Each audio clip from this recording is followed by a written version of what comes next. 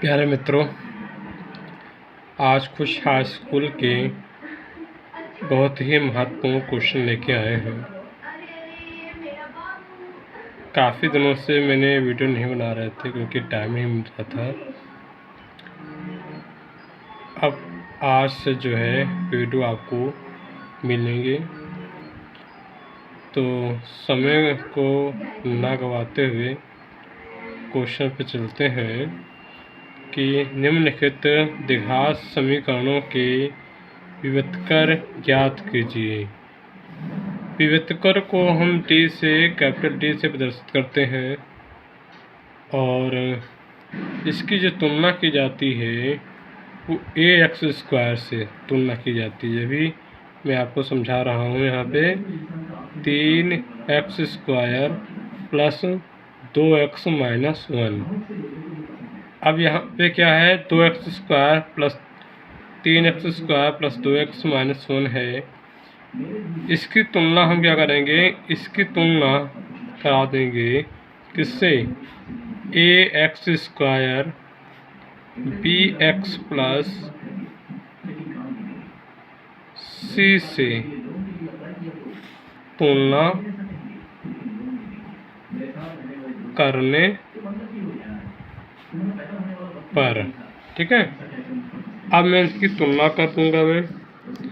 तो जहाँ में जब मैं तुलना करने पर आएगा, क्योंकि यहाँ पे देखो क्या है, एक्स स्क्वायर है, यहाँ पे भी देखो क्या है, एक्स स्क्वायर है, तो इससे मेरे को मतलब नहीं है। मगर ए के स्थान पर कौन बैठा है, 3 बैठा है, तो ए का मान कितना आ जाएगा, 3। बी के स्थान पर कौन बैठा है, 2 बैठा है, तो बी के स्थान पर कितना आ जाएगा तुम्हारा, 2। सी के स्थान पर कौन बैठा है, -1।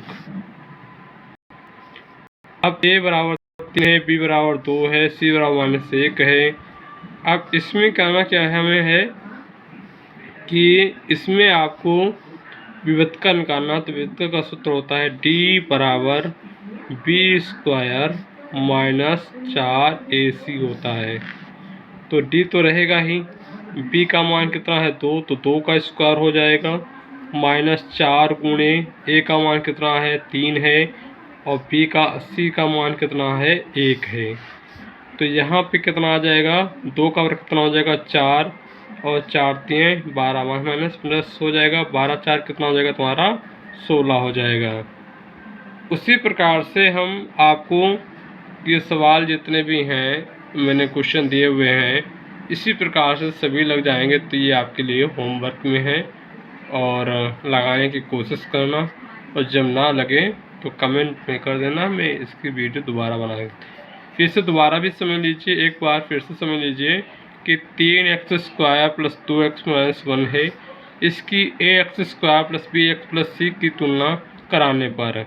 तो देखो यहाँ पे एक्स स्क्वायर यहाँ पे भी है, एक्स स्क्वायर यहाँ पे भी है, यहाँ पे 3 है, यहाँ पे ए है, तो ए का मान कितना हुआ, 3 हुआ।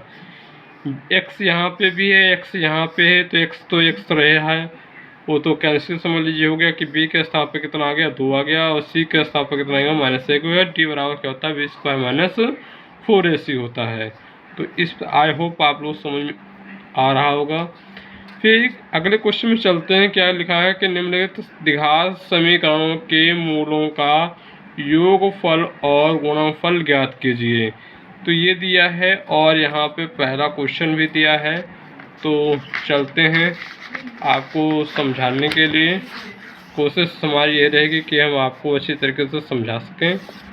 तो समीकरण हमारा क्या है,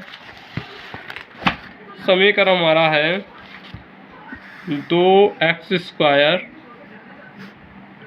और plus 2x square plus 5√3x और प्लस 6 इक्वल टू 0। तो यहाँ पे देखो क्या है, 2x स्क्वायर है प्लस 5√3x है प्लस 6 है इक्वल टू 0 है। तो यहाँ पे देखो क्या है, मैं किसकी तुलना कराऊंगा, पहले सबसे पहले मैं तुलना कराऊंगा a x square plus b x plus c equal to 0।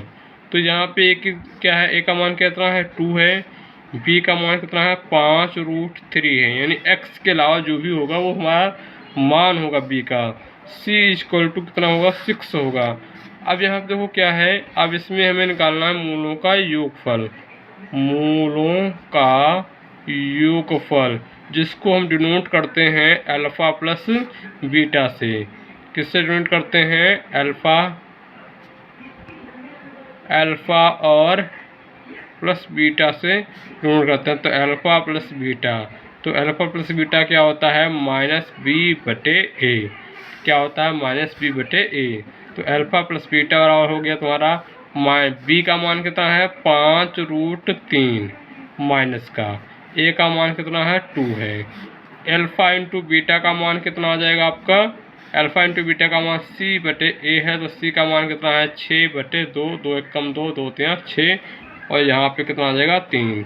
तो इस तरीके से सवाल को लगाते हैं। आई होप आप लोगों को समझ में आ रहा होगा। थैंक यू, धन्यवाद, जय हिंद, जय मातरम।